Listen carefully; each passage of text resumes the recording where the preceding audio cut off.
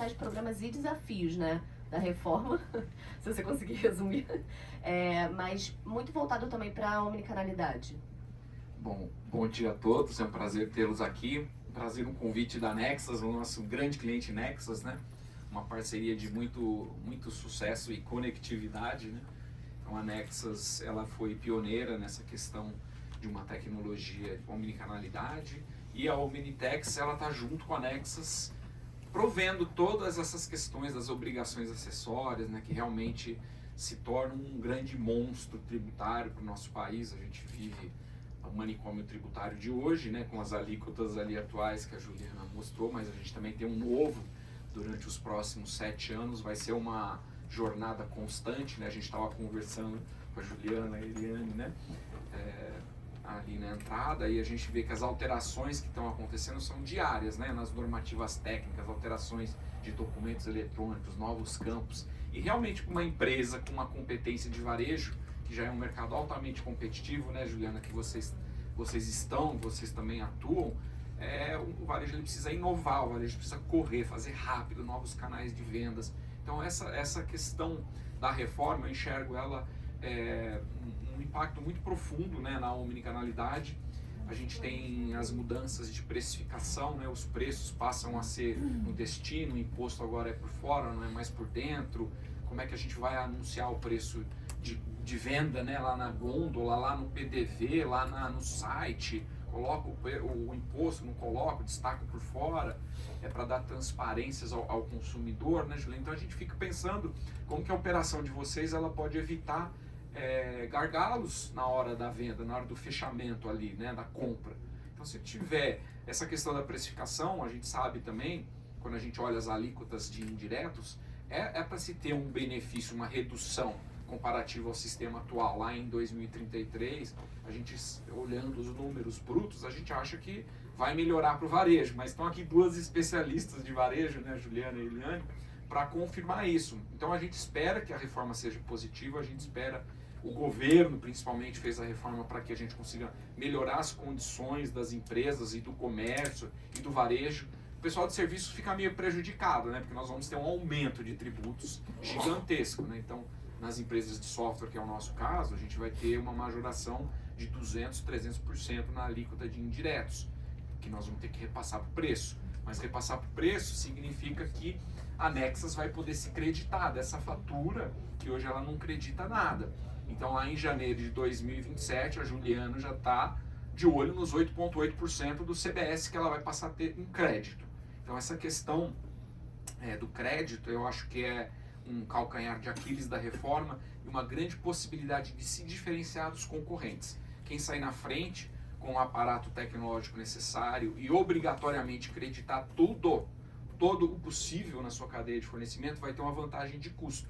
Estava até conversando com a Juliana Paranhos, né, que veio do Rio de Janeiro, provavelmente comprou uma água no aeroporto. Eu falei assim, Juliana, essa água tem direito a crédito de 8,8%. Você pode, desde que o cupom fiscal provavelmente vai ser modificado pela nota fiscal eletrônica, né, Edson? Que ainda não está pronto aí por causa da questão offline, né? O varejo vai ter que emitir milhares e milhares de notas fiscais eletrônicas e offline, mas ela vai gerar um crédito de 8,8% na garrafinha de água que a gente está consumindo numa viagem.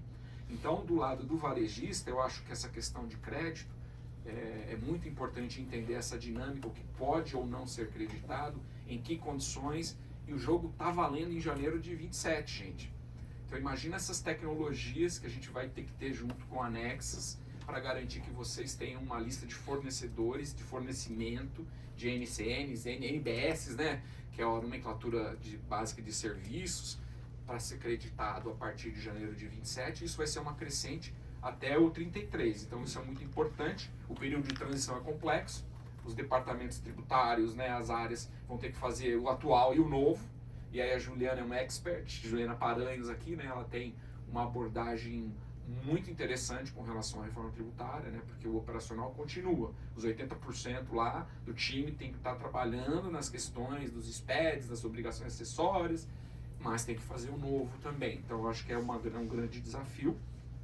Os custos de adaptação são enormes, né, porque tecnologia custa. Então a gente, quando pensa nos RPs, nos sistemas de PDVs, né, Ju, esse CNPJ alfanumérico? Será que vai ter que trocar todos os PDVs? Acho que vai, hein? Não vai ter jeito, porque a gente está numa estratégia de rolo compressor. Mas para terminar, como isso é inevitável, eu enxergo uma oportunidade estratégica para quem usar e sair à frente, interpretando esse texto da lei da reforma e todas as suas leis complementares, leis ordinárias, né? Eu enxergo isso, para quem está na frente, uma vantagem estratégica e competitiva. Eu acho que é o momento tributário, né? Aí a Juliana Paranhos é uma expert aqui, a Juliana Martins também, viu, Ju? Fiquei assim, tô assim super feliz, né? Você dando aula de tributário, é um negócio assim que nem deveria acontecer, né? Deveria ser simples, né? Deveria ser uma coisa mais tranquila, mas não é. Então a gente tem que fazer disso uma grande vantagem competitiva com o uso da tecnologia. Essa é a minha opinião, e eu estou trabalhando muito, eu e o Edson, né, que é um dos cofundadores da Hominitex. A gente quer capacitar vocês, empresas, a poderem usar a tecnologia a favor de fortalecer a empresa de vocês, porque a gente sabe que o fisco vai continuar complicando. A gente vai viver 7 anos muito difíceis e nós temos que tornar isso para vocês uma vantagem competitiva no uso da tecnologia, e um pouco menos complexa que é hoje. Obrigada, Paulo. E eu acho que é um aprendizado mútuo, né? Porque, assim, a gente tem que ficar muito próximo dos clientes nesse período, que é claro, a gente vai tentar fazer o melhor possível com a tecnologia, mas é uma adaptação. Ninguém sabe exatamente como vai ser. Tem muita... Nem o governo, né, Ju? A gente está vendo que Exatamente, nem muita o governo coisa. sabe o que eles querem, o que eles precisam fazer. Exatamente, muita coisa a ser definida ainda, né? Que está em suspensão. Então, a gente tem que ir aguardando e se adaptando rápido, né? Bem rápido, né? E aí, até diante disso, né, Ju? Como que você acha, assim, para vocês na BAT, quais são os principais desafios, assim? Eu sei que são muitos, tá? Vai por partes. Eu acho que, assim, esse ponto da indefinição é um ponto muito complexo, porque ele tangencia, por exemplo, o imposto seletivo, que é uma coisa muito nova e tá ficando para depois, no nosso caso, da categoria, porque, óbvio, eles têm 2 novos impostos, o CBS e o IBS, para se preocupar, que é aplicável igual para todo mundo, e ainda assim eles estão na tentativa e erro, ainda tem definição, eles ainda estão aprendendo com isso, do ponto de vista de governo, do que precisa fazer, de como que eles vão administrar, e o seletivo está ficando para depois. Só que o seletivo, no meu caso, né, de cigarro, com certeza não vai ser uma alíquota de 0,1, nem de 1, nem de 5. Vai ser muito mais que isso. Então, a tendência de impacto naquilo que a gente está projetando para a empresa, preço, volume e como que eu vou me estruturar do ponto de vista de negócio para frente é muito grande. Tem um potencial, às vezes até se for uma coisa muito enviesada de dizer não, cigarro faz mal para a saúde, tem que ser invendável, de ter que não vender mesmo. Só que a decisão não vai ser assim, vai ser então o imposto é 250%, né, não tem preço que pague para a gente chegar nesse modelo.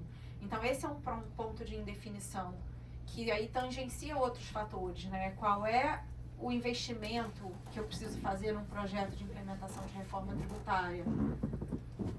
Eu não sei dizer ainda, né? Eu estou estimando alguma coisa com base no que tem escrito até hoje, mas as coisas mudam todos os dias, né? Eu tive na reunião de diretoria tem umas 2, 3 semanas, disse para eles que estavam prontos, já vieram 3 notas técnicas, eu já desaprontei, já estou tentando aprontar de novo, porque tem muita indefinição. Eu acho que um time de X pessoas vai dar com aquilo que tem posto hoje, com aquilo que a gente está imaginando que tem hoje, com as conversas que estão acontecendo hoje.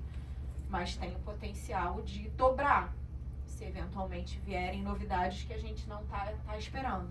Então, essa indefinição para você aprovar um projeto, para você conseguir budget para projeto, para você conseguir contratar time, para você conseguir tomar a melhor decisão de pessoas, aonde alocar o pessoal, onde tem, porque isso tudo está acontecendo, mas o fisco continua me fiscalizando na nota fiscal que eu emiti em 2022. E eu preciso dizer aonde está aquilo. Então, assim, eu ainda tenho que botar esforço de coisas lá atrás. Eu tenho caso sendo julgado de 2015. Eu ainda preciso ter esse tipo de conhecimento. Então, essa indefinição é um ponto bastante complexo para lidar para frente e de convencer os stakeholders a investir, a acreditar de que aquilo que a gente está fazendo é o melhor que a gente pode fazer. E o outro ponto sensível é a questão do novo modelo, né, da não cumulatividade, de como que eu vou administrar crédito, de como vai ficar a operacionalização desses documentos fiscais, de como vai ser a minha competitividade em relação a isso. E isso fala um pouco também com o ecossistema, né? Como os meus fornecedores e os meus clientes estão vendo isso. Porque, além de estarem preparados, eles precisam estar com o melhor modelo para eles. Senão, se os meus clientes quebrarem, eu não sou ninguém. Se eles não estiverem preparados para entender no novo modelo como eles vão melhor se estabelecer naquelas regras de reforma, tanto operacional para lidar com a emissão de nota e com a entrada da aquisição de mercadoria deles, quanto para entender se eles continuam bem num regime de simples, qual é o potencial de crédito que eles estão perdendo naquele cenário, se está mais simples ficar no simples ou não. Então, se isso não funcionar bem, e a mesma coisa para os meus fornecedores, eu posso estar preparado do jeito que for, eu posso ter o melhor investimento, eu posso ter feito o melhor time tributário de projeto de reforma tributária dentro, que eu não consigo funcionar, porque eu não consigo comprar matéria-prima ou não consigo escoar o estoque que eu produzi. Então, acho que essa questão de como a gente vai trabalhar com o todo e aí ver as oportunidades de crédito, as oportunidades de negócio que a reforma tributária vai trazer, porque deixa de ser um negócio estruturado em regras tributárias, porque aí a regra tributária tende a ser igual para todo mundo, e aí a gente vai conseguir entrar num ambiente concorrencial mais equilibrado. Acho que esses são os dois pontos que eu destaco.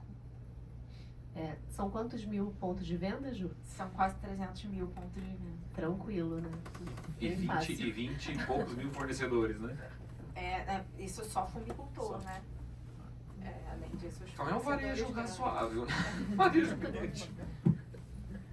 E Eli, do seu lado, né? Tecnologia. É sempre quem tem que resolver os problemas que surgem, né? Como que hoje você e seu time, assim, estão olhando para o cronograma da reforma? O que vocês veem de ponto de atenção e de priorização para esses próximos anos? Olha só, do nosso lado, a gente começou a falar de reforma tributária o ano passado. Tá desligado. Aperta com força que Fala nisso. Por que a gente começou a falar o ano passado? Porque em 2024, que a gente viu, 2026, vamos falar de reforma tributária, temos que trocar os sistemas.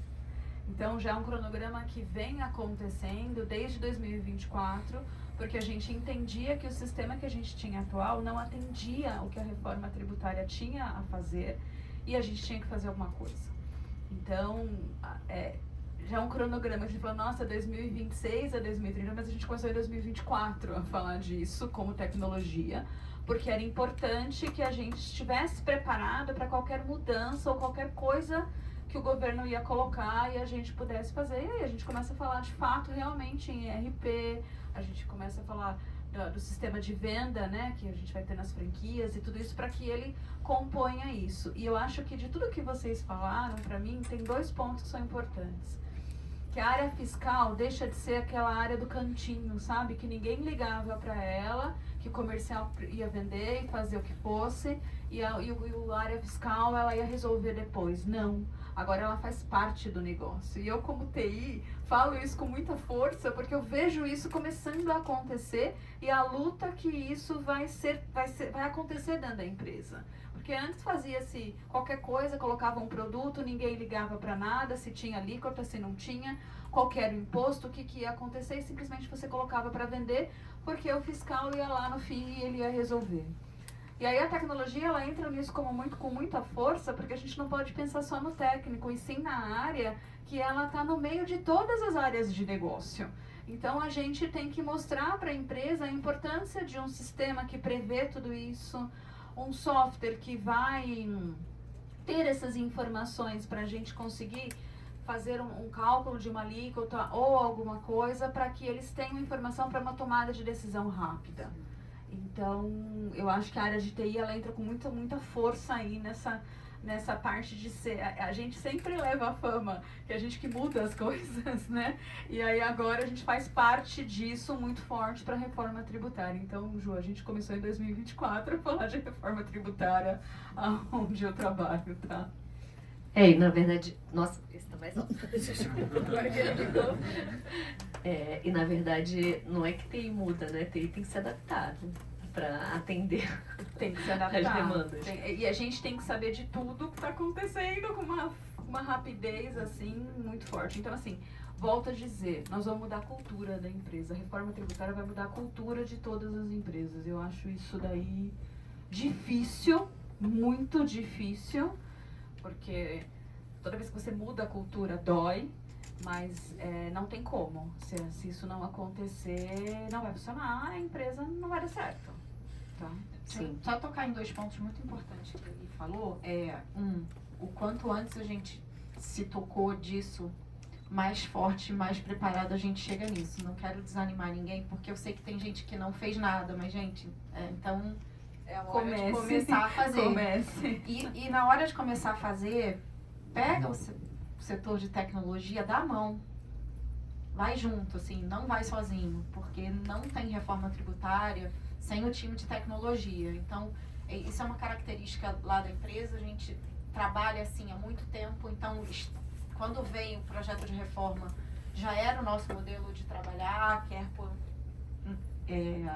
as novas notas fiscais eletrônicas, né, que todo ano saía uma grande mudança, 1.0, 2.0, SPEDs e REINFs e social. Então, assim, esse é o nosso modelo de trabalhar, a gente já tinha isso como característica, e tá com um time de tecnologia junto ajudou a gente a estar mais rápido e mais preparado para poder fazer as mudanças. Então, se não conseguiu começar a se preparar em 2024 igual ele, a importância começa agora, mas passa ali na salinha da tecnologia, selecione aquele que é seu parceiro e segue junto na jornada. Ou fornecedor também. Não, Brincadeira. mas é um fornecedor, mas normalmente precisa, né? No mínimo por Sim. arquitetura, assim, alguém tem que dar uma Não, tem que referência. ser junto. O setor de tecnologia precisa estar andando junto. Com certeza. E Ju, até eu ia perguntar do processo fiscal, mas assim, como que você está mapeando isso e desenhando, em termos de priorização, quais são os primeiros processos a serem alterados? O que a gente fez lá, assim, enfim, a gente olhou um pouco, eu já conversei isso com o Paulo algumas vezes, né, assim, onde a gente vai botar esforço, onde eu tenho energia. Eu tenho uma quantidade de recurso limitado, quer financeiro, quer de gente, né, eu não tenho isso ilimitado. Então, eu preciso concentrar energia, dinheiro, tempo, aonde vai me trazer mais benefício. Acho que essa foi a primeira coisa que a gente fez quando a gente encarou o processo de reforma tributária. E depois de feita essa avaliação, que a gente falou assim, cara, o que eu preciso fazer? Eu preciso estar operando em 2026, que é antes de chegar a 27, antes de chegar a 28, antes de chegar a 33, vai chegar 1º de janeiro de 26. E o que eu preciso fazer? O que está vindo de regra ali? Eu preciso emitir notas fiscais com IBS e CBS destacado, ainda que seja estatístico, quais são as regras de validação que estão sendo feitas nesses documentos, e eu preciso receber os documentos fiscais que estão sendo emitidos para mim. Então, essa foi a primeira coisa que a gente botou energia, estar preparado para 2026, estar operando, podendo vender e podendo comprar. Tá? Então, foram os 2 primeiros focos do ponto. O segundo foco que a gente vem trabalhando agora um pouco também é estender essa análise para o nosso ecossistema, onde os nossos varejos podem estar passando por dificuldade para estar prontos como eu estou tentando, e os meus fornecedores. Porque falei um pouco disso na primeira fala, se o meu fornecedor não estiver preparado, eu não vou ter matéria-prima para conseguir produzir. Se o meu cliente não estiver preparado para comprar de mim, se ele travar ali, eu vou ter estoque e não vou conseguir escoar. Então, essa é uma etapa que a gente está começando a fazer agora, e foi por isso que eu entrei em contato com a Ju, quando a gente se conheceu num outro evento. Eu falei, Ju, a gente precisa falar com os varejos. Os varejos precisam entender, né, se para algumas empresas grandes que não começaram a trabalhar, isso é um assunto que vai pipocar, o varejo está ainda num uma fogueira muito mais dinâmica na ponta, né? Ele não está conseguindo dar atenção para isso, com certeza. Então, ele precisa de apoio, a gente precisa falar com eles e ver o que a gente pode fazer como um grande fornecedor de varejo começou, como vocês como fornecedores de tecnologia, como outros varejos que já começaram a trabalhar, ver como que a gente consegue ajudá-los nesse momento, deles entenderem o que precisa ser feito para estar todo mundo o mais preparado possível, né, nesse cenário. A outra vertente é a mesma avaliação de negócio, que para a gente ela está ficando mais para agora, para final de ano, porque a gente já está mais preparado para a operação de 26 e vai continuar em 2027, chamar as outras áreas de negócio e falar, está mudando tudo. Esse é um projeto que chama reforma tributária, mas ele não é uma reforma só tributária. Ele está escrevendo, te dando um papel em branco para você poder tomar decisões de negócio fundamentadas em negócios e não estrutura tributária. Quantas vezes a gente já viu a pessoa colocar uma fábrica de carros elétricos na Bahia? A Bahia deve ter 1.000 carros elétricos, enquanto São Paulo tem 400.000 carros elétricos. Faz sentido essa fábrica estar na Bahia? Quanto de caminhão esse cara não gasta para botar os carros elétricos da Bahia para vir para São Paulo vender? E por que essa fábrica hoje está na Bahia? Ela não está na Bahia porque a Bahia tem peças melhores para fabricação ou mão de obra. Está na Bahia por questões fiscais, né? Benefícios fiscais que fazem sentido. Então, a hora que essas coisas deixarem de existir, vai ter um papel em branco para as decisões de negócio poderem estar fundamentadas no negócio. Onde eu tenho mão de obra, onde eu tenho matéria-prima, onde eu tenho velocidade de entregar alguma coisa para o meu consumidor, para o meu cliente, aonde está mais perto do porto, esse tipo de avaliação que vai precisar ser feita num segundo momento. Então, esse é o tipo de coisa que a gente já, por algumas questões pontuais, a gente já começou a puxar algumas áreas dentro da empresa, mas a ideia é que durante o 2026 a gente gaste bastante energia com as outras áreas e diretorias de falar, se você tivesse um papel em branco, o que você gostaria de fazer para 2033 para frente? E o último ponto é a transição, né? A transição, para mim, é um calo muito importante, é um momento em que tem uma convivência de dois modelos diferentes que não se falam, isso é reconhecido pelo próprio governo, pelo pré-comitê gestor, as coisas não necessariamente se falam. Há uma tentativa de facilitar esse caminho, mas a verdade é que hoje a gente tem 27 estados que legislam sobre o ICMS e as suas notas fiscais do jeito que querem. Tem os 5.500 municípios legislando sobre o seu imposto sobre serviços, sua nota fiscal eletrônica também. E tem um pré-comitê gestor que é uma grande sociedade de sócios que não se escolheram, está ali, é isso. Então tem todos os estados e municípios precisando convergir. E um outro irmão que tem o governo federal que ainda diz o seguinte, cara, eu estou andando sozinho aqui porque eu não preciso combinar nada com ninguém. O meu imposto é irmão gêmeo do seu, mas ele é meio de pai separado. Então eu posso tomar as decisões. Eu estou com a guarda aqui do meu, eu vou tomando as decisões aqui. O ideal é que vocês viessem juntos. Daí eles têm que falar com os 27, mais os 5.500 para combinar se vai fazer isso junto. Então, assim, o período de transição tem um potencial de passar muita dor. Eu espero que eles consigam evoluir em algumas agendas que possam facilitar o nosso caminho, mas é um pedaço que precisa de uma preocupação específica. E aí eu concordo de novo que a tecnologia tem muito para agregar nesse momento em que a gente vai precisar olhar para o passado e para o futuro ao mesmo tempo, sobre a mesma operação, sobre a mesma venda, sobre a mesma negócio. Deixa eu só complementar uma coisa que ela falou que é assim que eu pelo menos eu tô tentando fazer lá. 2025 foi o ano para preparar isso que você falou. Como que vai ser a emissão de nota? Como que vai estar o campo? Ok, software preparado. E agora, 2026? Como é que a gente prepara a empresa para que isso funcione? Então, assim, são vários projetos, né? Dentro de um projeto enorme que é a reforma tributária. Exatamente. Eu ia até perguntar para o Paulo se ele concorda com essa ordem de priorização como fornecedor, né? Porque aqui do nosso lado é isso que ele falou. A primeira coisa é, vamos conseguir emitir as notas corretamente, todos os documentos eletrônicos, a alíquota de imposto correta, mas e que mais, né? Como que você vê isso, Paulo? Olha, eu vou até complementar, eu acho que está 100% entendido, né? A Juliane começou o ano passado, né? Que bom, né? Dá um certo alívio, né? Quando a gente Meu começa uma software coisa... não emitia a nota corretamente, eu tinha que fazer alguma coisa. Então, isso é muito interessante, né? E eu vivo isso com a própria Nexus, né? Quando a gente fala de reforma tributária com a Nexus, a gente está um pouco mais tranquilo, porque a gente tem uma tecnologia base que consegue atender todos esses requerimentos, essas alterações, a duplicidade da legislação. Então, o operacional, sem ele a gente não existe, não fatura, não recebe, como a Juliana estava explicando. Mas eu também gosto de tratar um pouco do assunto do varejo, né, que são vocês aqui. Eu acho que cada empresa que conseguiu sobreviver no mercado brasileiro, sobreviveu porque ela tem algum diferencial em relação aos concorrentes que existem. Então, quando eu penso na reforma tributária, além dessas questões tecnológicas, eu penso muito em entender quais são as competências desse varejo, desse negócio que vocês têm na mão, por que ele é exitoso, por que ele teve sucesso. E com base nisso, analisar o texto da lei, porque a lei, ela pode ser por bem, ela pode ser por mal.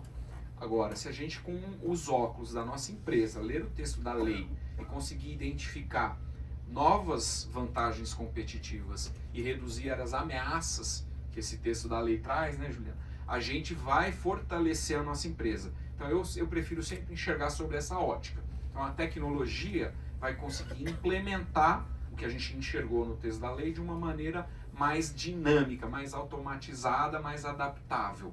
Então eu acho fundamental esse passo. Eu sei que a Juliana, eu conheço bastante a Juliana, né? Ela está sempre discutindo a reforma tributária em Brasília. A BAT é um protagonista nessa questão de influenciar, de tentar, né, melhorar o ambiente de negócios do Brasil. A comunidade inteira tributária está fazendo isso, né, Juliana? Todo mundo tentando se unir para conseguir tomar esse monstro, que é essas novas tecnologias que estão em construção. Então eu acho que essa é uma primeira recomendação. A segunda é que essa tecnologia, ela tem que ser uma tecnologia que não exija grandes mudanças, o menos invasiva possível, que não precise trocar o RP. Tem sistemas, né? Ele é especialista em TI, ela vai conseguir falar melhor do que eu, mas essa tecnologia ela tem que entrar ali meio quietinha, do lado de todos os sistemas legados que estão operando e permita se adaptar a essas metamorfoses semanais e diárias do fisco, né? Que vão acontecer durante os próximos 7 anos. Então a gente fala muito da questão da adaptabilidade a esses novos requerimentos do texto legal e do texto da tecnologia em construção. A Juliana bem destacou, serão 2 sistemas, o do CBS, que é a parte federal que está sendo construída pelo SERPRO, que tem lá componentes de tecnologia absurdamente complexos, um volume de transações estimado em 70 bilhões, que a gente acredita que nem sejam mais 70 bilhões, né? Vai ser talvez 3 vezes, porque vinculação com os meios de pagamento, eventos eletrônicos, e para confirmar o crédito que a empresa teve direito, a gente vai construir um sistema de CBS gigantesco. O orçamento dos caras é de 3 bilhões, já tem 3 mil pessoas alocadas construindo esse monstro novo. E do lado do Comitê Gestor de IBS, a mesma coisa, que vai ser do ENCAT, que são as administrações tributárias, que a Juliana bem explicou, que fazem a sua legislação, fazem as suas normativas, e que agora vão ter que operar de acordo com uma lei nova, que é a nossa esperança que lá em 2033 vai simplificar a nossa operação. Mas o fato é que o Comitê Gestor de IBS vai ter uma mesma plataforma, que vai apurar os impostos automaticamente, que vai fazer o split payment, que vai estar vinculado aos meios de pagamento para disponibilizar o crédito na sua conta corrente. Então, quando a gente olha isso, Juliana, a gente fala assim, puxa, nós precisamos ajudar as empresas a auditarem essa apuração. Pelo menos uns 10 anos, né? Quem sabe daqui 10 anos não vai precisar nada disso, mas pelos próximos anos a gente precisa de uma tecnologia que consiga colocar do lado do RP, do PDV, do sistema legado, do sistema de transporte, do sistema de preço, do sistema de logística, do sistema de emissão de nota, e que consiga se adaptar a essa metamorfose que a gente vai viver diariamente. E então eu acho que é aí, Ju, eu acho que é a ótica do varejo, entender as vantagens competitivas que trouxeram ele até aqui, ler o texto da lei, entender a tecnologia que existe na empresa e que mais eu posso fazer para ganhar uma velocidade de adaptação sem grandes investimentos, sem grandes alterações, porque vão ter muitas alterações. Então a gente tem que ter uma tecnologia menos invasiva que consiga operar em aliança, né, em ali junto do lado, sem ter que trocar tudo. Imagina fazer um projeto de SAP, de Oracle, de TOTOS, de Com5, quantos milhões não custa isso? Mas tudo vai mudar. Mas então eu vou estar fazendo esse projeto mega maneiro para quê? Vai tudo mudar, essa é uma garantia. Até porque o varejista está preocupado com diversas outras frentes que a reforma impacta, né? Então, precificação, por exemplo. A gente não sabe como é que vai ser, mas assim, vai ter que destacar o preço na nota, o imposto na nota. No momento em que isso virar, vai ter um impacto para o consumidor, porque na realidade só se o varejista diminuir o preço e destacar para ficar o preço final real, senão ele vai ter um impacto de aumento de preço natural. Então assim, tem tantas estratégias, tem tanto planejamento a ser feito, né, Ju? Isso que você comentou. Pensa, uma empresa que tem que pensar que agora pode vir um imposto que seja de 150% a 300%, que é o caso do imposto seletivo do cigarro, que tá essa especulação aí, muda completamente o planejamento financeiro da companhia para os próximos anos, né? Então a ideia é que a tecnologia possa apoiar para que o varejista possa pensar nessas outras agendas estratégicas, né? E lembra que na transição ainda tem parte do imposto por dentro e parte por fora, né? A CBS incidindo por fora, só que o ICMS está dentro e às vezes tem ICMS-ST. Assim, é muito complexo. E aí essa parte de precificação, se a gente não tiver um apoio de tecnologia por fora para conseguir lidar com esses dois cenários, vai complicar bastante. Não, com certeza. E Ju, queria até voltar no assunto que você comentou sobre a questão falando de ICMS aqui, né, principalmente, incentivo fiscal. Como que você vê essa mudança na logística, né, assim, logística e fábricas, etc., centros de distribuições, porque para todo mundo ficar na mesma página, a gente está falando que se o ICMS caem os incentivos fiscais de localização, como a Ju estava comentando, da fábrica de carros elétricos, e aí o varejo começa a analisar outras coisas, né? Custo logístico, custo de pessoas, enfim. Como que vocês enxergam isso? Assim, pessoalmente para nossa empresa, a gente não vai mexer nada agora, né? Tem uma transição aí para encarar. Mas o que eu vejo, assim, eu vejo que teve empresas que já tomaram decisões fundamentadas na regra que vem, né? Já de mexer na sua estrutura, logística, porque hoje, por exemplo, além dessas questões de benefício fiscal, a gente tomou decisões lá atrás de ter, por exemplo, um centro de distribuição em cada estado, muito fundamentado no relacionamento com o estado, em facilitar que o estado entenda as nossas operações ali dentro, porque eram 99% de operações internas, tirando situações muito específicas em que geograficamente faria sentido eu fazer uma operação interestadual, eu tinha o centro de distribuição em cada estado, fazia operações internas, mesmo aonde, do ponto de vista de logística, por exemplo, dos estados menores do Nordeste, eu poderia chegar tendo um centro de distribuição ali para aqueles estados todos. Então, isso provavelmente em algum momento pode ser que seja revisto. Eu ainda não sei dizer se é um modelo em que a gente diminui os centros de distribuição e pulveriza, ou se eu concentro e uso a minha logística e a minha força de entrega para fazer distâncias maiores, mas com um centro unificado. Eu não sei ainda como isso vai fazer, eu acho que tem outras questões aqui de investimento, de treinamento de pessoal para fazer a operação. A nossa operação de distribuição é uma operação bastante quente, a gente chega às vezes em 24 horas entre pedido e entrega, e isso requer um picking, que a gente chama, né? A seleção de produto que vai às vezes a um nível muito pequeno, de encaixotar aquilo ali. Então, acho que a gente ainda não parou para avaliar isso como um todo, que a gente sabe que a gente não vai fazer uma alteração para agora. Vamos viver a transição e vamos tomar essas decisões conforme a transição venha, até porque, conectando com o ponto que eu falei no início, que a gente comentou, ainda tem muita indefinição. Eu eu não sei se eu estou seguro o suficiente para recomendar de que essa folha tá tão em branco assim a ponto de eu poder falar, pode trocar a fábrica de lugar, pode mudar os centros de distribuições para um só, ou pode abrir mais 14 centros de distribuição que vai funcionar. Porque se vier uma grande mudança de uma regra, do que está posto, o que quer que venha no regulamento, e quem, né, já tem um pouco tempo mais de estrada sabe que essas surpresas vêm, né, nos regulamentos, vem mudando às vezes um pouco a lógica do que vinha na emenda constitucional, do que vinha na lei complementar. E aí eu não quero ser eu a dizer e tentar me antecipar a ponto de dizer que está tudo pronto para que eles tomem esse tipo de decisão. Então, eu sei que tem gente já fazendo isso, pode fazer sentido para algumas empresas. Para a gente vai usar um pouco mais o chão, mas eu acho sim que as decisões lá na frente vão estar fundamentadas num modelo tributário novo. E aí precisa ter realmente uma reavaliação do que faz sentido para a empresa. E aí eu não falo só da minha, eu acho que para os varejos também, né? A gente comentou um pouco do que faz com crédito, se tem crédito, se o simples continua fazendo sentido para eles, se é lucro presumido, se sim, aonde que vai ficar a decisão deles lá na frente. E aí, Eli, na Rinode, vocês já estão pensando sobre isso em relação à mudança de fábrica, etc? Não, ainda não. É bem o que a Juliana falou, eu acho que vai ter essa acomodação primeiro para entender. Eu acho que 2026 vai ser um ano onde isso vai ser muito discutido, que aí a empresa vai ter que entender, né, para onde está indo.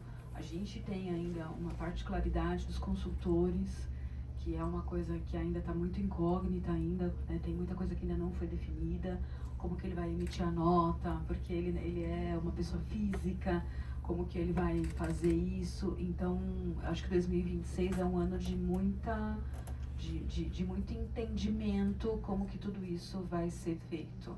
De novo, como você disse, não tem como tomar uma decisão agora com tanta incógnita, né? Eu acho que a gente está muito nessa fase. Interessante, né, Ju, que o consultor vai ter que emitir a nota, né? Pois é. Uma nota, provavelmente vai ser uma nota de serviços. No teu E caso, aí? tem o fornecedor, que é uma nota fiscal fácil. E tem uma alíquota de 28% em cima, né? Ele vai ter, né? Então, será que vale a pena para ele? Né? Como que fica o negócio dele se ele vai ter que emitir uma nota, né? E hoje ele não emite, hoje ele não é obrigado a. Então tem muita indefinição ainda aí. Talvez muitos deles são um simples nacional também, né? Que tem uma empresa. Na verdade, verdadeiro, ele não é nem Ou é simples nada, nacional, né? ele é CPF, Nem não é é CPF, nada. né? Não é nada. Muitas não é nada. franquias são simples nacional e o consultor não. Consultor É não pessoa nada, física. Ele é pessoa física, ele vai revender aquilo, porque imagina, ele comprou o produto, ele vai revender. A pessoa de quem ele está comprando não vai querer nota fiscal, gente. É verdade, não é assim, não faz sentido. Como que vai ser? A gente não tem resposta, entendeu? E pensando em todo esse processo do multinível, né? É a cerejinha do bolo, né? Uma complexidade maior ainda do que a gente vê no varejo tradicional. Vocês estão imaginando começar por onde? Essa conscientização, esse entendimento? Então, A folha em branco, né? é uma folha em branco ainda. É uma folha em branco porque, principalmente, quando você fala de imposto para esse tipo de pessoa, a cabecinha deles não entende, não existe, eles não sabem o que é. E como é que você explica que agora ele vai precisar emitir uma nota fiscal? Né? Se ele vai na franquia, e a gente já tem essa briga dele pegar a nota fiscal na franquia. Nossa, mas não precisa. Você, a franquia tem que emitir a sua nota fiscal, né? Então, é complicado. E a São gente, quantos mil consultores? em torno de 250 mil. É bem difícil. complexo. E Paulo, falando da tributação no destino, né? Falando em omnicanalidade, a gente está dizendo que os canais físicos, digitais, ou seja, a loja física, e-commerce, marketplace, tudo isso tem que se alinhar de alguma forma em termos fiscais, né? Até porque a gente tem a precificação aí por trás para poder entender como que a gente vai fazer essa venda para o consumidor final. Como que é essa questão em relação a, por exemplo, jurisdição de compra? Se a pessoa compra online e vai retirar na loja física, a gente já sabe como que isso vai funcionar? Poxa, Juliana, meu Deus, pergunta Se difícil, você né? O tiver Edson essa pode me ajudar resposta, aqui, eu ia né? adorar, tá? Porque Vou chamar os eu- universitários eu- aqui, né? Vou chamar o Edson aqui, Juliana. Eu acho que a gente está vivendo uma fase, né, da página em branco que a Juliana falou, a Eliane concordou, e isso vai requerer dos sistemas uma flexibilidade enorme de cálculo para uma variável que é aquela transação. A transação, ela vai ditar como que tem que ser calculado. Então, como a gente está se preparando para isso, Juliana? A gente está se preparando de uma tecnologia que tem a capacidade individualizada de responder a uma transação. Então, o seu PDV vai me perguntar, olha, eu vou vender essa mercadoria no meu site na cidade de Campinas ou na cidade de, falar de Extrema aqui, né, uma cidade de Minas Gerais. Então, aqui eu vou receber uma pergunta. O meu sistema vai receber essa pergunta, eu tenho que mandar a resposta certa. Porque o que vai acontecer com toda essa tecnologia que está em construção, toda a importância desses documentos e eventos eletrônicos, é que os sistemas governamentais vão centralizar tudo que a gente emite, tudo que a gente recebe, né, num tal de ROC, que é o registro de todas as operações comerciais. E por que eles vão querer centralizar tudo? Para decidir e fazer a nossa apuração automática, para fazer o split payment que você estava explicando. Então, quando a gente olha essa tecnologia, a gente vai ter que dar um passo à frente do fisco. A gente vai ter que ter uma tecnologia dentro da nossa empresa que consiga ter a conformidade na origem de acordo com a legislação, de acordo com a lei e com as obrigatoriedades. Então, esse sistema novo, ele primeiro precisa centralizar todas as emissões e recepções de documentos eletrônicos, ele precisa centralizar todas as decisões, como se é interestadual, se não é, se aquele fornecedor tem uma condição especial, porque a gente sabe que os municípios e os estados legislam por conta própria. A Juliana falou isso aqui, né?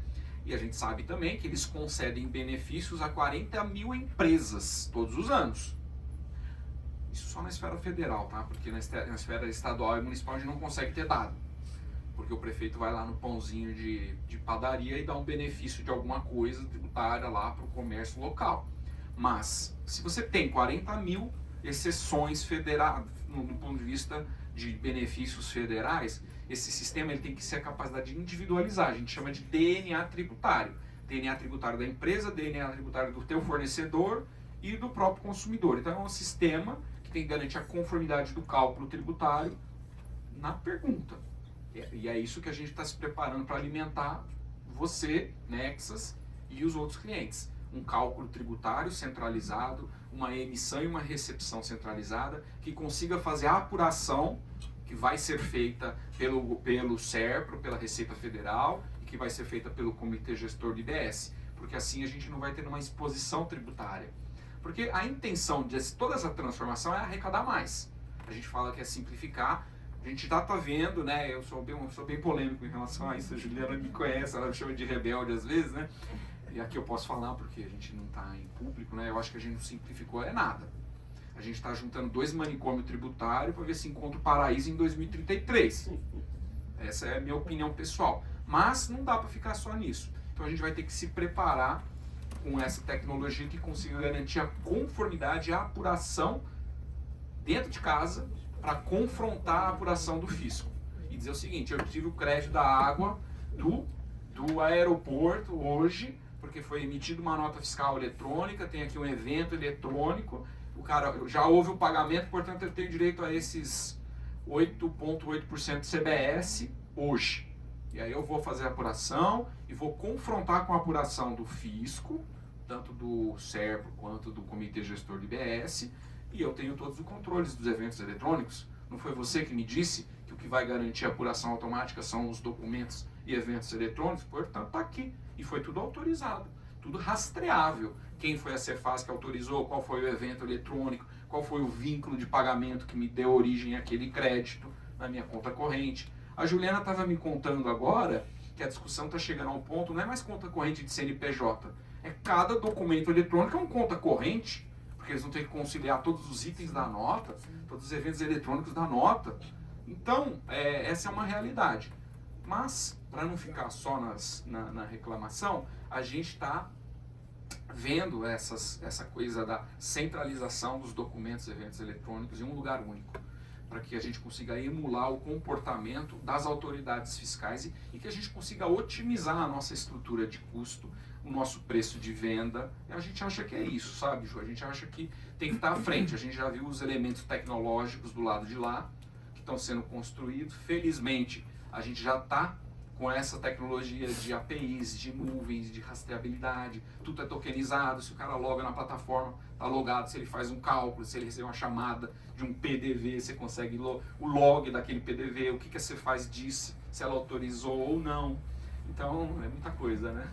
Deixa eu só complementar uma coisa que ele falou que eu acho que é importante, principalmente quando a gente fala que o centro de tudo isso é o consumidor, né?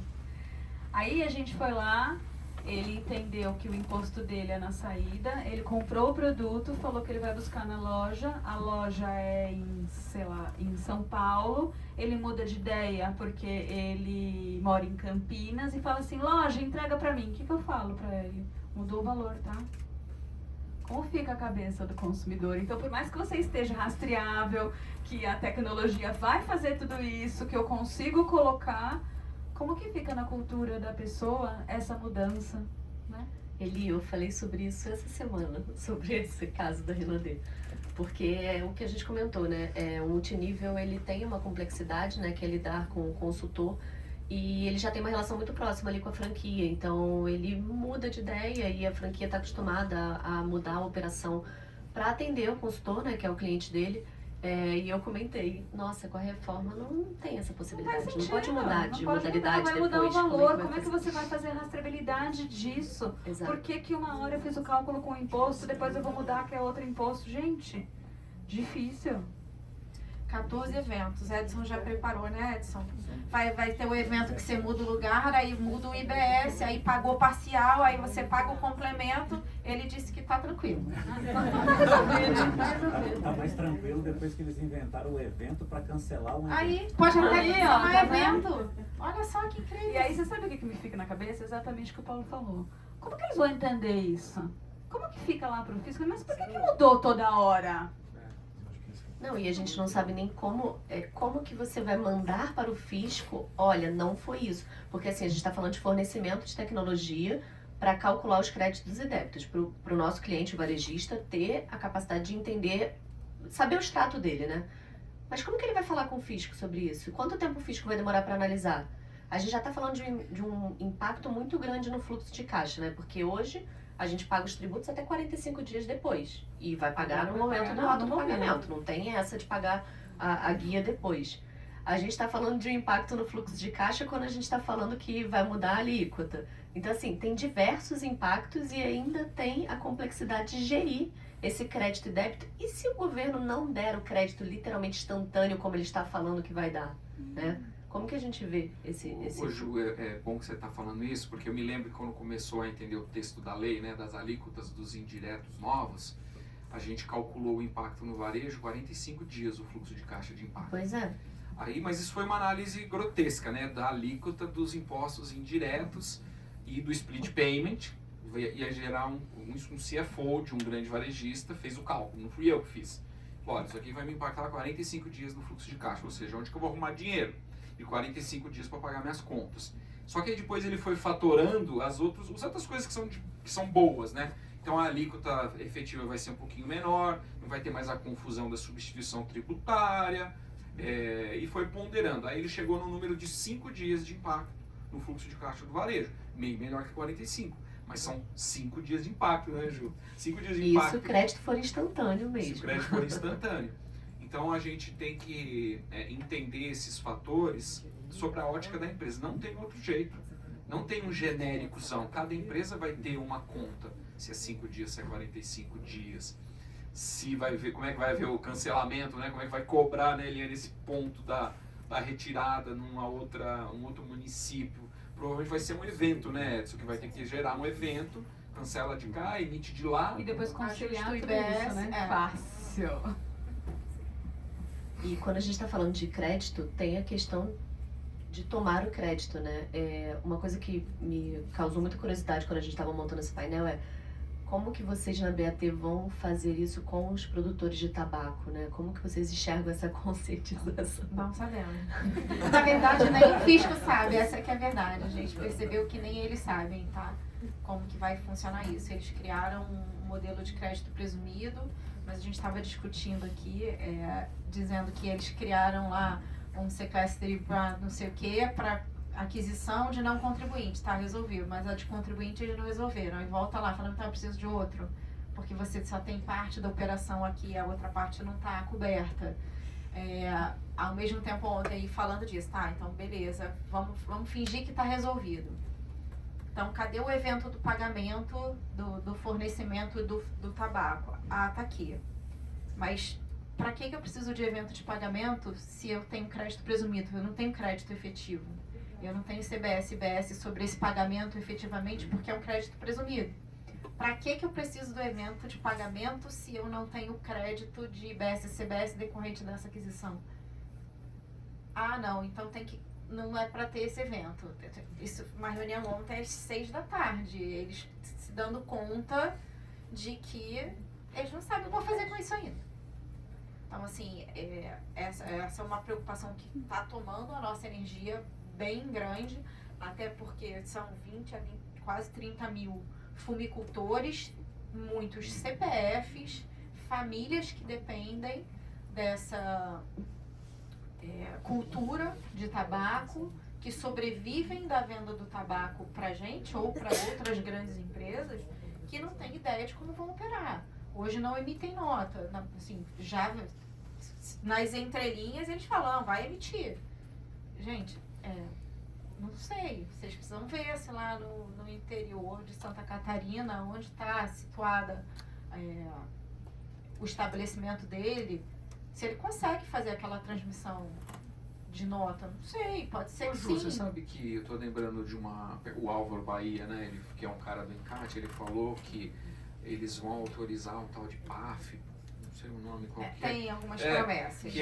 Que esse cara, que esse fumicultor, ele iria numa cooperativa, essa cooperativa iria fazer a emissão das notas em nome dele. Os nossos fumicultores não são cooperativados. Então, assim, a gente não tem esse modelo. Mas ele prometeu que existe uma nota fiscal fácil, que ele faz offline, que quando ele chegar em qualquer momento transmite. Enfim, Gente, É a desculpa, mesma como coisa. tecnologia, isso daí é tudo papo furado, porque a gente usa muito São Paulo como exemplo. Aí vai lá no interior, que nem você falou lá de Santa Catarina, a gente que tem uma operação lascada no norte do país, que não tem, que nem o celular funciona. exato. Então, sabe? Não E a funciona. proposta é ser instantâneo, né? Instantâneo e assim, na nossa realidade, às vezes nem o produto está correto, né? A gente tem um modelo de classificação que está mais amarelo, está mais laranja, muda a classificação do produto, então pode mudar o NCM, muda o preço. Então a nota que ele emitiu já não é mais aquela quando ele chega para mim. Muda preço, muda volume, ele pesa às vezes manualmente aquilo numa balança manual, chega lá, bota numa balança de precisão, não é a mesma quantidade. Então se a quantidade é diferente, o preço é diferente, o produto é diferente, como que eu consigo exigir dele uma nota fiscal num momento anterior? É Então, muito assim, parecido com os consultores da Rinodê, né? Sim. Uma situação Sim, parecidíssima. mesma coisa. De novo, isso aí que eu falei que São Paulo é uma brincadeira, mas é uma verdade. A gente acaba focando aonde é os grandes centros. E a gente tem muita operação em lugares que... E aí tem, de novo, o conhecimento, tem a tecnologia, sabe? A gente pegou em implantações agora que, nossa, tá lento. Por quê? Porque a conexão do cara é lenta. Como que eu faço? Ah, você tem que resolver isso no sistema. A gente faz assim, como? Assim, né? Então, tudo isso vai ser um aprendizado pra gente, principalmente quando a gente fala de split. O split, pra mim, como tecnologia, me preocupa, assim, profundamente. Profundamente. E são várias modalidades, né, de split payment ainda, que estão em conjecturação, digamos assim. Então, não vai ser simples realmente, não é simplesmente um split financeiro que a gente está acostumado a fazer no varejo, não é isso. Paguei com 2 cartões, né? Nossa, exato, que lindo. não é o que a gente está falando aqui, né. eu não sei nem dizer como que o varejo ainda tem como escolher, assim, deve avaliar, né, quais são os modelos de split, se é automático, se é simplificado, enfim, quais são as vantagens e desvantagens de cada um.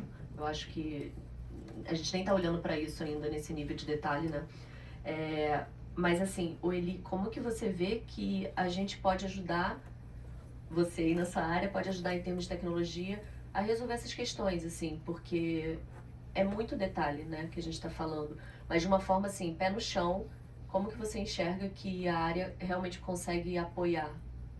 Olha, uma coisa que eu uso muito lá na empresa é assim, o sistema está preparado para, né? Então eu acho que é o primeiro ponto que a gente tem que colocar.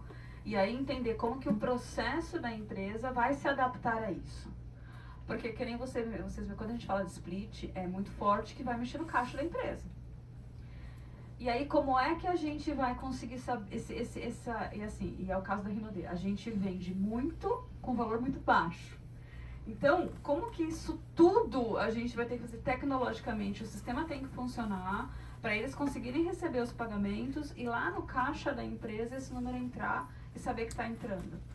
Então, volto a dizer, eu acho que é o que a gente está falando aqui. O software tem que estar preparado para. A infraestrutura do Brasil está preparado para? Não. Então vamos pelo menos deixar o software da empresa preparado para, entendeu? Para a gente pensar nessas coisas que vão acontecer.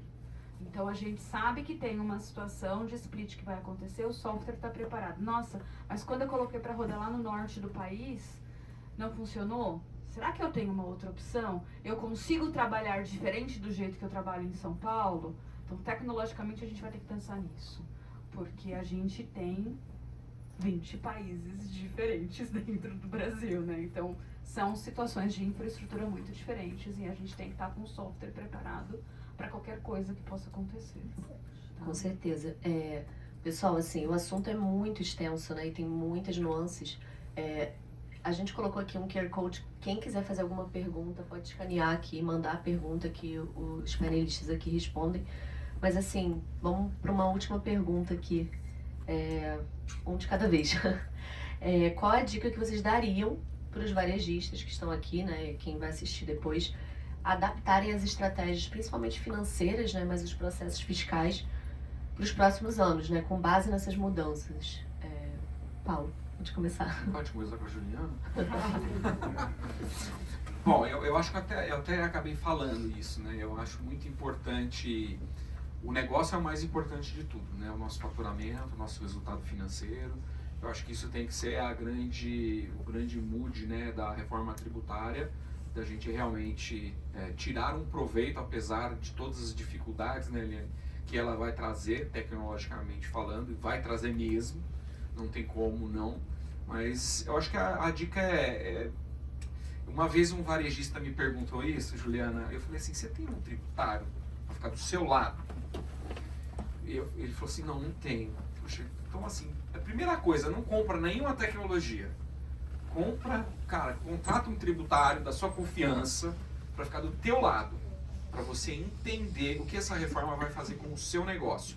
Então, se você partir daí, você vai ter um conhecimento prévio do que a reforma vai fazer no seu negócio, com base no texto da lei. E aí você começa a tirar suas conclusões, porque você é um cara de negócio, você fez o seu negócio crescer até aqui. Então precisa realmente investir o tempo e a energia na reforma tributária, né? Pegando as palavras da Juliana aqui, sabe as palavras, né? E começa por aí, começa por ter um bom tributarista do seu lado, pode ser um analista tributário, pode ser um cara que vai te ajudar a entender e digerir esse negócio todo, o texto da lei perante o seu negócio. E aí tem que passar obrigatoriamente por entender o que está em construção, tem que passar pela tecnologia e por pessoas, né? Pessoas, quando eu falei tem um tributário, eu estou falando de pessoa, né? Tem uma pessoa da sua confiança que entenda do seu negócio, que entenda do tributário. Porque essa questão, por exemplo, dos incentivos especiais, a gente vai sair de um patamar de 800 bilhões por ano de incentivos especiais, a fábrica da BYD, da Stellantis, né, que são as mais gritantes, né, são bilhões e bilhões de reais para botar uma fábrica onde era a fábrica da Ford lá na Bahia, ou lá em Pernambuco, a fábrica de motores da Stellantis. Esses incentivos vão acabar? Eu acho que não vão não, viu? Eu acho que eles vão dar um jeitinho de negociar isso igual foi a Zona Franca de Manaus, que negociou até 2073, né? Então vai continuar existindo. Até porque vai ter uma certa autonomia, né, dos estados e municípios, né? Assim, tem um limite ali, mas tem uma autonomia, né? Os fundos, tem 2 fundos previstos na reforma, compensação de perdas e de benefícios, fundo de compensação regionais e de perdas de incentivos. Então, dos 800 bilhões, o governo vai passar a gastar 80. Ele vai diminuir por 10 vezes o valor anual gasto em incentivos e renúncias fiscais. Então tem que também olhar sobre essa ótica. Por isso que eu falei para esse varejista, a primeira coisa é ter gente focada no assunto para entender as vantagens competitivas. Será que a Rinode não conseguiria pleitear alguma situação específica junto aos consultores? A bonificação também, né? As bonificações do varejo vão ser tributadas em 28% agora. Bonificação é um mecanismo de regulação do varejo que vai passar a ser tributado.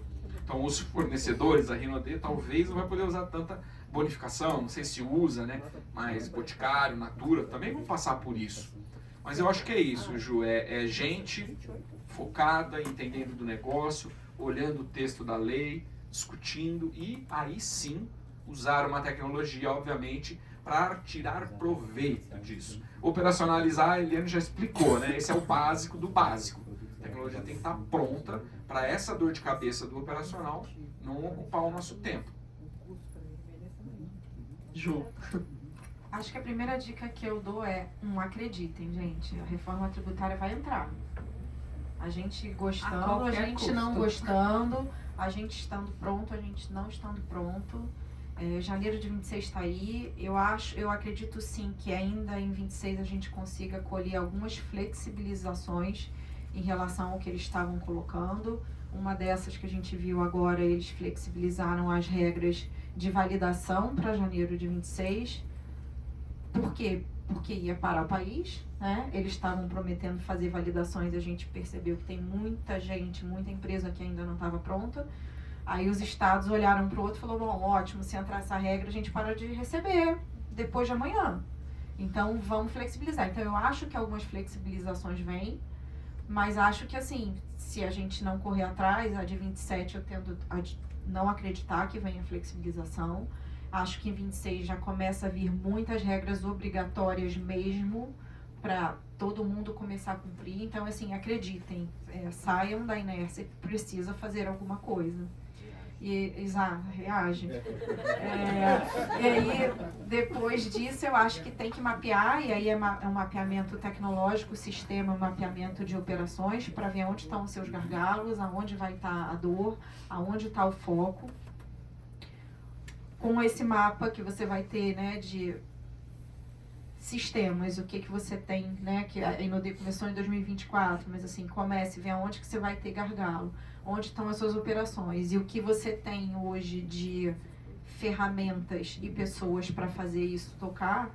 Aí você vai planejar durante 26, de fato, como que você vai encarar essa transição, aonde você planeja chegar em 2033, quais são as grandes alterações que você precisa fazer, quem são os fornecedores que você precisa ter do seu lado, qual é o nível de investimento que você precisa colocar, esforço, gente. Então, esse é o planejamento depois desse mapeamento.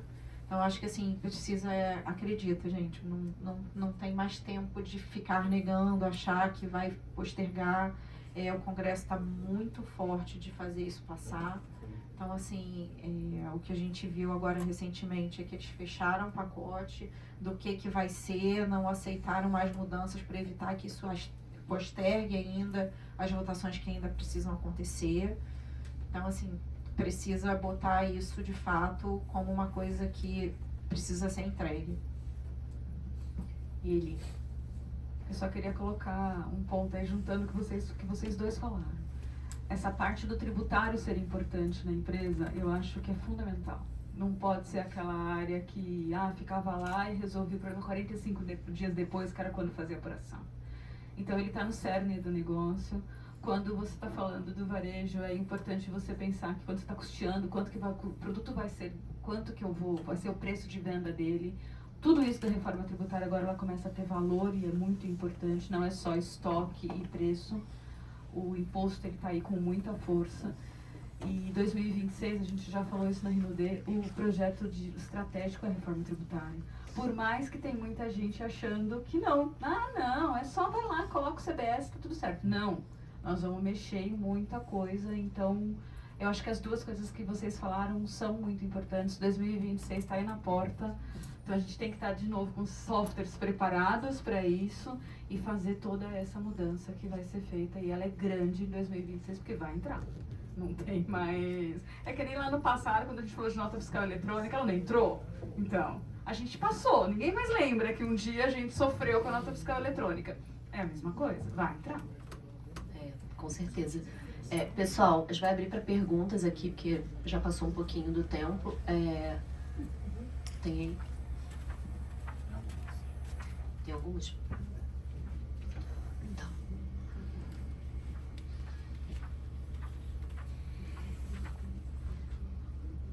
Tá. Tem uma pergunta aqui para Juliana sobre... Eu já ia falar, gente, se forem as difíceis, façam. Não, acho que ainda não. Vou tentar dar uma selecionada. Não, assim, que não tem time... Eu tava comentando, né, que no início, que não tem essa questão de... vamos contar com o time fiscal para fazer a declaração depois, porque na realidade agora é o imposto pago antes, né? Mas a gente ainda não teve nenhuma alteração realmente para as obrigações acessórias, isso é verdade, ainda tem as obrigações acessórias. Tem alguma novidade nos bastidores que você possa nos trazer sobre isso? De obrigação acessória. O que a gente está sabendo é que vai ser eletrônica, meio pré-preenchida, parecida com o que a gente conhece da declaração de imposto de renda. Tá? Vem já um pré-preenchido, uma análise de conta corrente, de tudo que aconteceu com aquela nota, dos eventos, se cancelou, se estornou, se pagou. E aí vem um grande resumo, se tiver split payment já vem com análise daquilo que já teve o crédito pago. E vem uma declaração pré-preenchida. Isso que eles estão prometendo, é isso que a gente tem visto no ambiente de teste, é óbvio, né, no modelo super simplório. É o que prometem. Vai funcionar com todo o modelo, a quantidade de evento, a quantidade de documento? Não sei dizer, tá? Tendo a dizer que a gente vai ter alguns soluços aí nesse caminho. Mas a gente não pode esquecer que em relação à obrigação acessória, a gente vai continuar tendo as de hoje por muito tempo. Então a gente vai ter um modelo de pagar tributo com 45 dias e a gente vai ter um modelo com retenção de split payment master mega inteligente.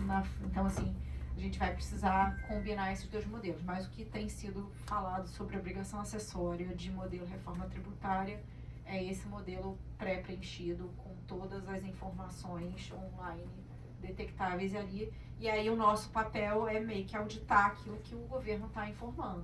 Então, para isso, a tecnologia tem muito poder de ajudar a gente para fazer uma coleta dessas informações para ver se aqueles eventos estão todos ali, se os documentos fiscais estão todos ali, se os pagamentos estão todos ali, todos os fluxos financeiros estão sendo refletidos ali, porque também, como está previsto, ali tem uma declaração de débito, né? Se você reconhecer aquele débito ali, aquele passa a ser o débito que você tem que pagar. E você perde a oportunidade de ajustar. Então, aquilo deveria ser feito no momento em que a gente recebeu e dar um aceite final. Eu até queria... A Ju falou uma coisa que eu lembrei importante falar para vocês. A nota fiscal eletrônica passa a ser uma confissão de dívida. Toda vez que você emitir uma nota fiscal, você está confessando que deve. Então, realmente é uma coisa muito importante, né?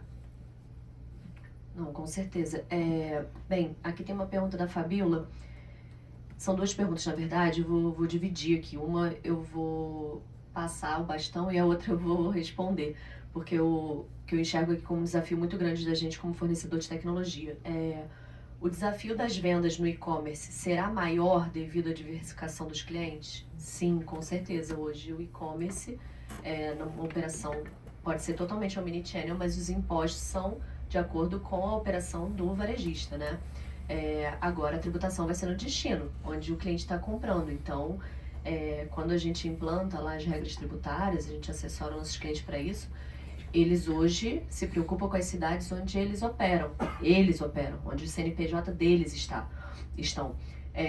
E agora eles vão ter que se preocupar com simplesmente todos os consumidores do Brasil, porque se ele opera para o Brasil inteiro, ele tem que se preocupar com a tributação no destino.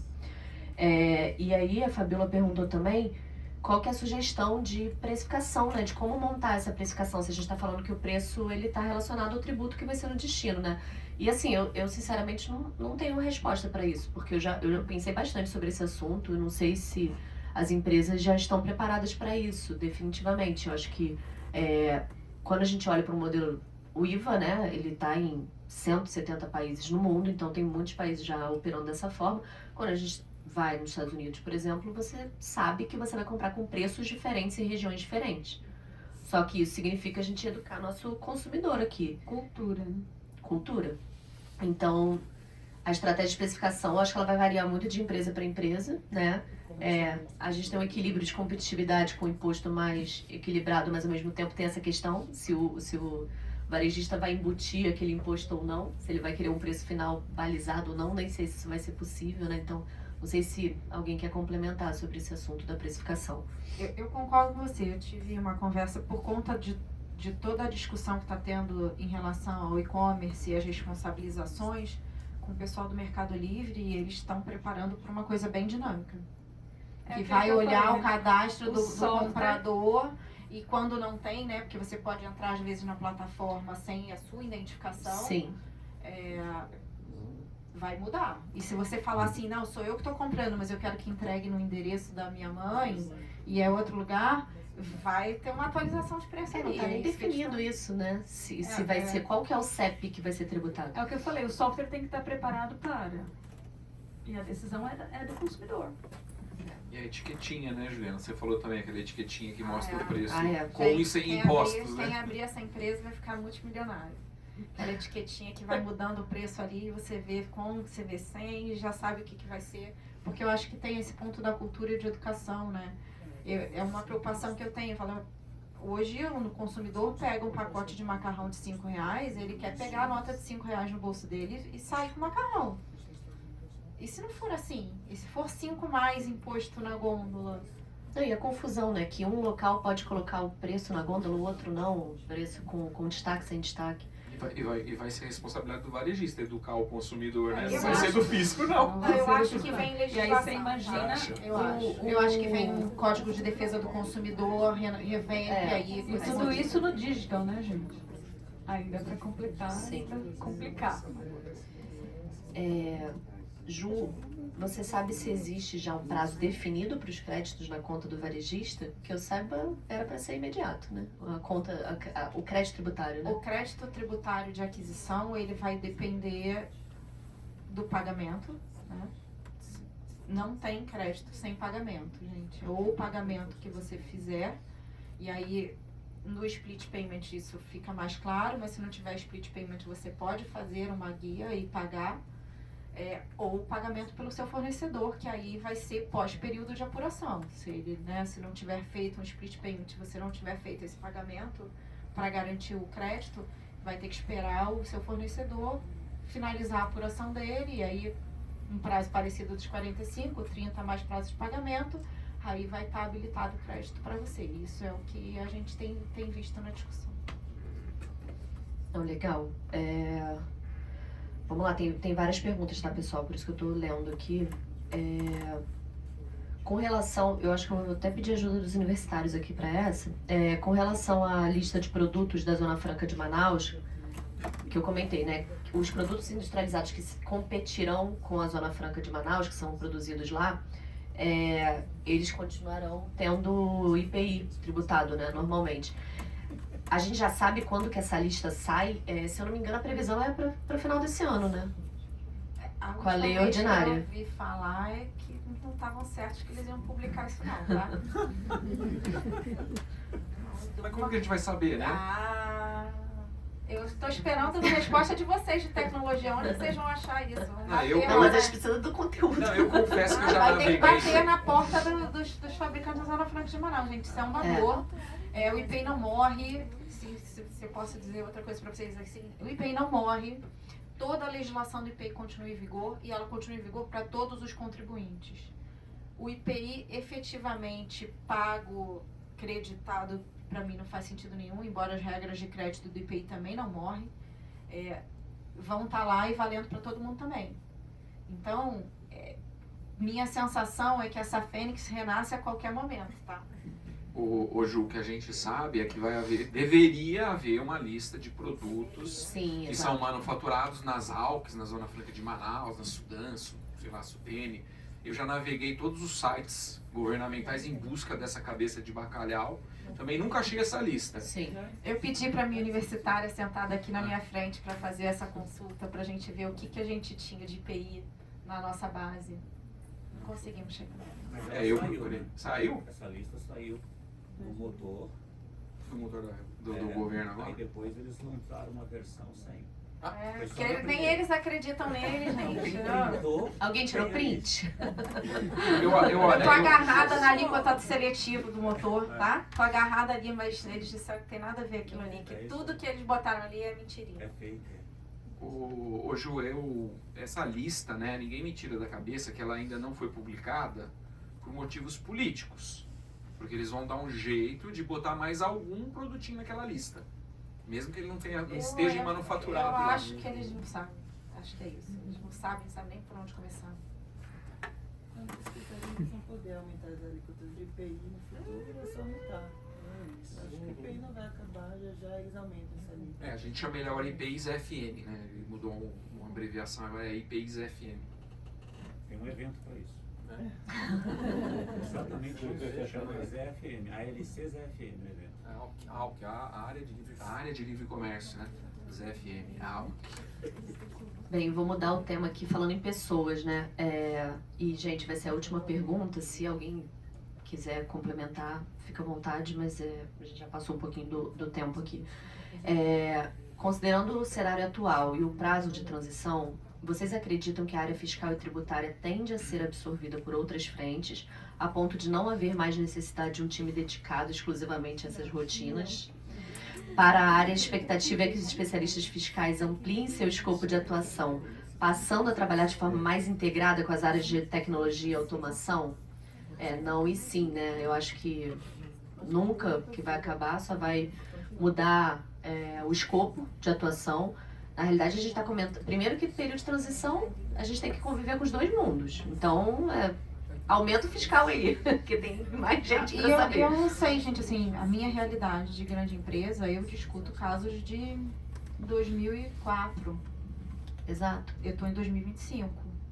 Tô abrindo lá A gente tá uma falando de coisa novos entregue em cenários, 2004. né? Mais Então, se em conteúdo. 2033 eu ainda tenho ICMS, eu vou ter um alto até 2038, 2038 julga lá para 2045, no administrativo vai para o judicial. Gente, Os SPEDs continuam, gente. Tudo isso vai ter que ser retificado nas Sim. obrigações atuais. Esse caso que a Juliana tá colocando, né? Se for houver um julgamento lá em 2045, você vai ter que recuperar o retificar. XML, achar o SPED. Exato. Mas com certeza o escopo amplia, né? E tem que ter essa parceria com o time de tecnologia, né? A gente, na verdade, gosta de enxergar a oportunidade, né? O tributário...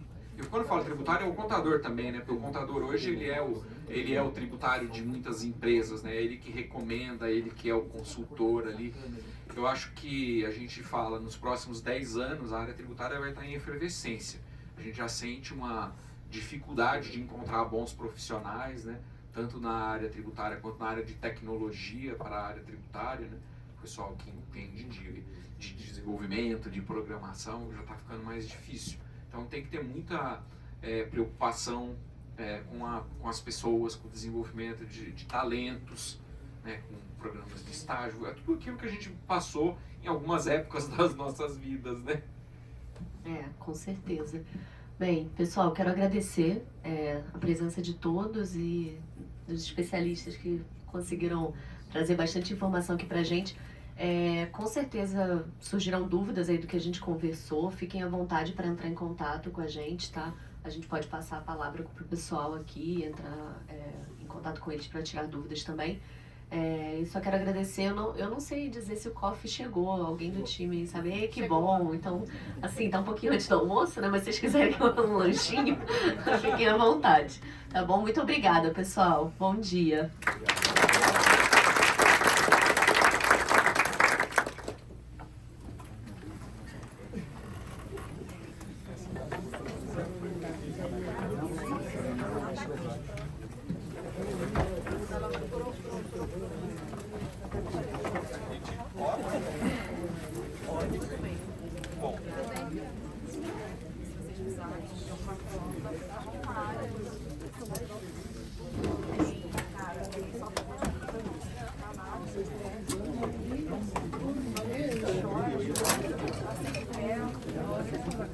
Sim.